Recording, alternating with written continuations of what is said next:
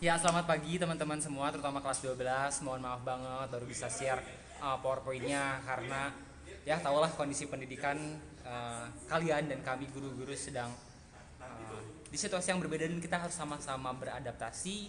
Apapun kesulitannya, baik kami maupun kalian saling mendoakan aja agar meskipun PJJ-nya nanti akan lama, tapi kita bisa dapat sesuatu lah. Jadi nggak sia-sia, kami nggak sia-sia coba datang ke sekolah, begitu pula kalian gak sia-sia coba mengerjakan apa yang mungkin diberikan. Oke, kita akan bahas apa sekarang? Kita akan bahas konsep wilayah dan tata ruang. Teman-teman, ini saya dapat dari teman saya juga, jadi berdua dibikin. Jadi teman-teman kemarin sudah membaca mungkin wilayah formal dan wilayah fungsional. Untuk hari ini kita akan coba lihat, bahas bareng-bareng. Mungkin malah teman-teman bisa lebih paham dengan teman-teman membaca sendiri kemarin, dan kita akan tambahkan materinya tentang apakah ada efek negatif dari pembahasan tata ruang. Kenapa sih ini harus dibahas? Kenapa? Karena ketika orang tidak memperdulikan tata ruang, bisa saja saat kita membangun rumah, minimal membangun rumah, kita berkontribusi atas kematian orang kena banjir bandang, atas kehilangan harta benda orang karena banjir, atau atas kematian makhluk-makhluk hidup lain karena kita tidak peka terhadap lingkungan, atau bahkan kita membuat tetangga kita tidak sehat karena pembangunan rumah yang kita buat. Karena tata ruang paling kecil itu ya rumah kita. Kalau rumah kita saja kita tidak peka dampaknya terhadap ruang sekitar, apalagi kontribusi kita terhadap kota Bandung misalnya, atau kontribusi kita terhadap kota nanti di masa depan saat kalian tinggal. Kan belum tentu juga kalian nanti membangun karir, berkeluarga di kota Bandung. Oke, langsung saja. Jadi itu kurang lebih tujuan dari pengenalan kenapa sih ada materi ini di kelas 12 di anak SMA di Indonesia. Next slide. Sorry. Up ya.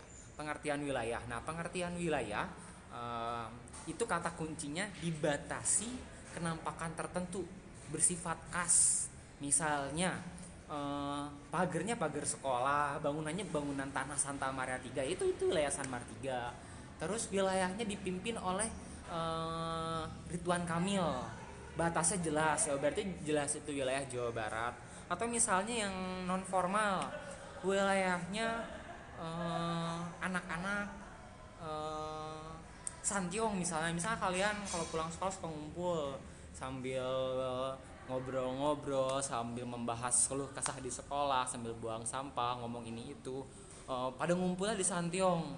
Anak-anaknya anak-anak sekolah sekitar Santiong misalnya, itu jadi wilayah Santiong. Nah, wilayah-wilayah yang saya sebutkan itu adalah bukti dari kata wilayah itu suka kita pakai dengan syarat ada batas atau kenampakan tertentu yang khas. Khas itu ada ciri tertentu yang unik. Jadi ketika ada satu yang khas atau dua atau beberapa yang khas bisa jadi identitas. Nah, seringkali kita sebut itu wilayahnya si itu wilayahnya Anu, itu wilayah Jawa Barat, itu wilayah Sanmar, itu wilayah Santiong misalnya. Atau ada wilayahnya itu bikin merinding, banyak orang suka lihat yang aneh-aneh misalnya, itu wilayah angker karena itu ada batas dan ada ciri khas. Jadi kita pakai kata wilayah. Nah, kurang lebih itu pengenalannya. Nanti kalau ada pertanyaan boleh nanti klik di komen. Akan coba saya balas juga komennya. Terus, nah, kenapa sih ada tujuan pewilayahan terutama dari geografi? Nah, sedikit flashback aja, geografi itu tentang manusia, tentang binatang, terus tentang atmosfer, tentang tanah, tentang air yang intinya ada di dalam ruang. Ruangnya batasnya permukaan bumi. Jadi kita membahas wilayah sekarang, membahas wilayah geografi yang ada di dalam ruang di atas permukaan bumi. Untuk apa sih tujuannya? Tentunya untuk memberikan makna. Makna itu jadi ada definisinya, ada manfaatnya, terutama memudahkan dalam melihat potensi suatu wilayah atau mengenal suatu wilayah. Jadi misalnya ketika kita tahu tadi wilayahnya Ridwan Kamil, berarti ya kemungkinan besar kebijakannya kebijakan Ridwan Kamil. kulturnya kultur Sunda karena memang Ridwan Kamil itu menjabat di Jawa Barat. Terlepas dari apapun yang dibangun,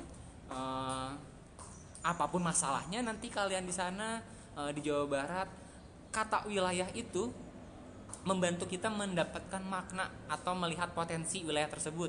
Misalnya karena Ridwan Kamil itu jago tata kota, ya ujung-ujungnya kotanya kemungkinan harusnya lebih bagus lah dibanding provinsi-provinsi lain. Nah, atau mungkin tadi contohnya wilayahnya wilayah Santiong misalnya tuh. Maknanya berarti kita tahu orang-orang yang ngumpul di sana ya pasti sekitar Santiong. Potensinya mungkin kalau yang di sananya ngumpulnya anak-anak muda, energinya besar atau semangatnya besar, bisa banyak diajak ikut kegiatan, mau kegiatannya non formal ataupun formal, atau wilayah sekolah. Kita lihat maknanya sekolah ya udah jelas, kaku mungkin sudut pandangnya, atau terpenjara, bukan terpenjara gimana ya, terkekang mungkin, atau sudut pandang positifnya pendidikan, disiplin, ada aturan, nggak bisa semuanya semau kita kan. Dari kata wilayah kita bisa identifikasi maknanya atau potensi-potensi yang mungkin akan berdampak buat kehidupan kita. Next lagi, nah ini yang kemarin kalian coba literasi sendiri. Terima kasih sudah literasi sendiri. Ini sekarang kita akan bahas wilayah formal atau bahasa lainnya uniform atau homogen. Pak, ini apa gunanya buat masa depan? Seminimal-minimal yang gak kepake apapun pelajarannya, coba lalui saja alurnya. Yang bisa saya jamin adalah pola pikir kalian kalau kalian coba ikuti alur pendidikan yang ada di Indonesia. Terlepas dari gak semua materi itu langsung kepake ke kehidupan nyata, tapi saya pastikan pola pikir itu akan terasah. Pola pikir itu ujungnya apa? Ke solusi.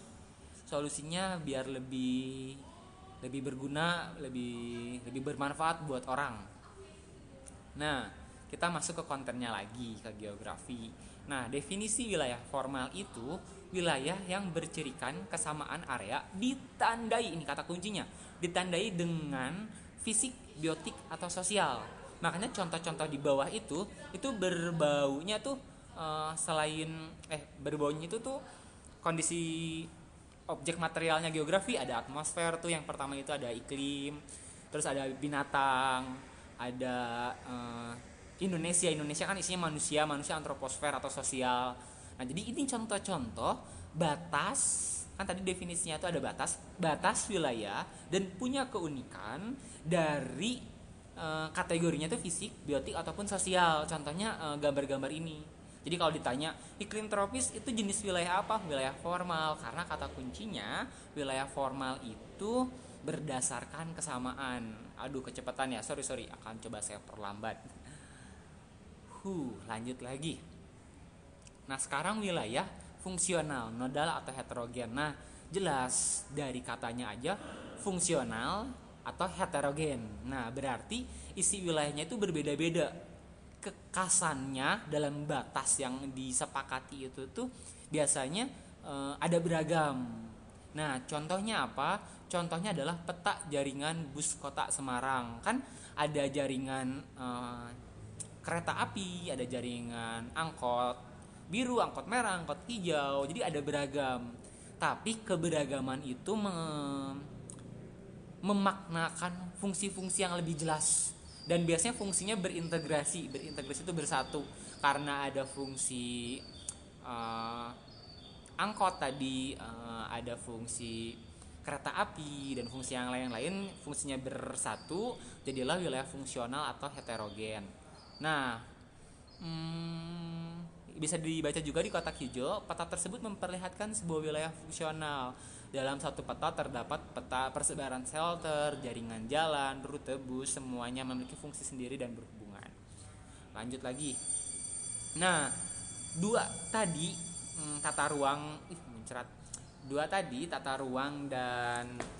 wilayah fungsional dan wilayah formal itu jadi dasar buat kita ngebagi klasifikasi wilayah, sehingga kita bisa menata ruang. Itu ada lembaganya, Badan Perencanaan Nasional, Badan Tata Ruang Kota misalnya. Itu teman-teman di pemerintahan barangkali ada yang cita-citanya seperti itu, yang bertugas bikin aturan, bikin rencana, bikin kebijakan. Di daerah sini bolehnya untuk toko, daerah sini bolehnya untuk penghijauan. Sebenarnya ada aturannya, cuman pelanggaran pasti ada lah. Cuman dengan ini mungkin kita bisa berkontribusi. Nanti kalau udah besar bangun rumah segala macam, kita nggak ngelanggar tata ruang.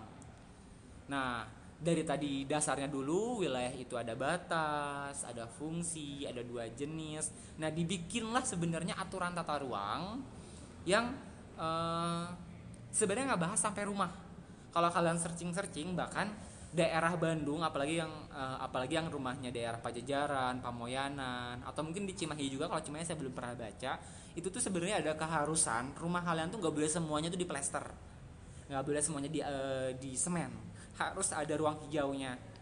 Tapi kita sama-sama tahu, mungkin kalian juga bisa cek rumah kalian sendiri, rumah kita tuh ada nggak sih ruang hijaunya. Nah, kebanyakan kalau kita survei itu nggak semua rumah itu ada ruang hijaunya. Nah, sebenarnya boleh nggak Pak dipaksa karena rumah saya kecil di gang jadi harus disemen semua? Boleh sebenarnya, tapi ada konsekuensinya. Konsekuensinya tuh harus nyumbang, bikin nanam pohon lah, atau harus beli tanah di tempat lain dan harus hijau semua lah. Jadi sebenarnya ada aturannya. Kalau kalian penasaran boleh searching sendiri. Saya hanya mengantarkan kita bersikap di Bandung, di Jawa Barat, di Indonesia itu tuh sebenarnya dalam membangun rumah pun nanti ada aturannya. Nah, karena ada aturan dan manusia kadang-kadang lupa, sama saya juga suka lupa, kita juga suka lupa, seringkali kita ngelanggar tata aturan. Nah, akan saya bahas dua hal yang biasanya berdampak besar terhadap pelanggaran tata ruang. Bermulai dari harusnya di situ nggak boleh rumah, harusnya di situ kebun atau taman, tapi kita paksa jadi rumah, jadi banyak efek-efeknya. Atau harusnya mall itu areanya cuma daerah Merdeka misalnya di Bandung itu, tapi melebar lama-lama di Cimindi pun ada misalnya itu ada efeknya. Nah, efeknya apa? Efeknya tuh adalah alih fungsi lahan. Tadi dibahas sedikit. Harusnya kalau di sebelah kiri itu tuh adalah lahan hijau, lahannya dirubah jadi ke sebelah kanan malah jadi perumahan. Ada nggak di Bandung? Nah, ada nggak di Bandung? Nanti ada tugasnya buat teman-teman yang mengamati. Nanti ada tugasnya lah, ntar dibahas terakhir. Jadi intinya alih fungsi lahan tuh rencananya itu yang sebelah kiri, taunya dibangunnya yang sebelah kanan.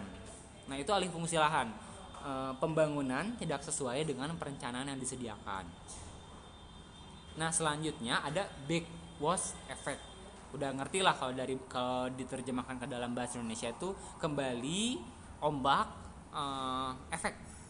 Nah, kata kuncinya apa? Jadi ada wilayah atau negara yang mulai tumbuh berkembang jadi pesat. Contohnya Jakarta misalnya, Bandung misalnya, atau mungkin kota-kota besar di luar negeri yang nanti akan ditugaskan ke kalian. Kita coba literasi bareng-bareng. Mulai tumbuh berkembang, maka akan menyebabkan orang atau modal manusia serta modal fisik. Jadi, karena tumbuhnya wilayah itu menyebabkan orang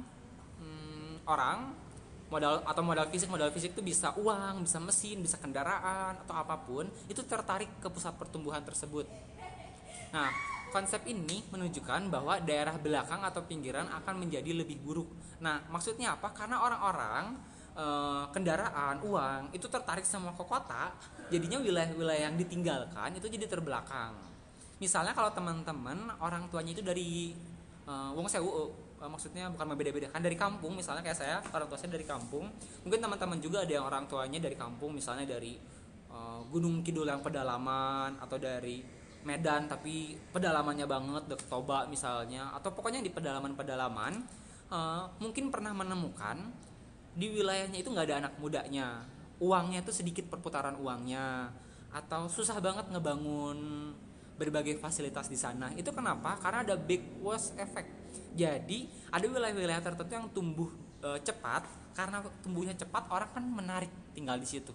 Rumah sakit bagus, sekolah bagus, nyari uang lebih cepat. Beda kan kalau di kampung cari uang lama, harus nanam padi 4 bulan 6 bulan baru panen. Nah, karena ada pertumbuhan yang cepat, itu kan menggairahkan. Makanya